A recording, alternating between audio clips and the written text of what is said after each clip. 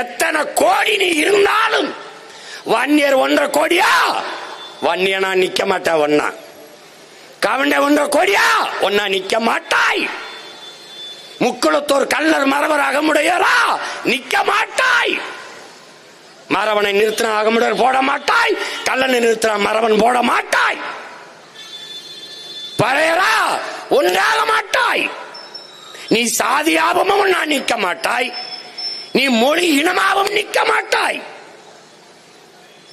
எப்படி உனக்கு வலிமை வரும்? ஆனால் அவன் 1.5 கோடி வட இந்தியன் என்றால் நீ தமிழ் என்று ஒரே மொழியில் ஒன்றாகவில்லை, அவன் இந்தி என்று ஒரே மொழியில் ஒன்னா நின்றுவான்.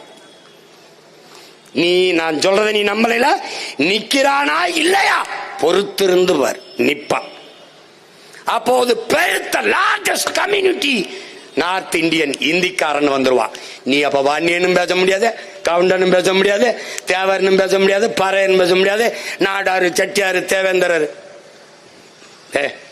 ஓஹோ தள்ளி போன்றுவான். அந்த கர்ம வேற நமக்கு வர மாட்டேங்குது, ஏதோ பேச்சு விட்டு போயிடுவான்.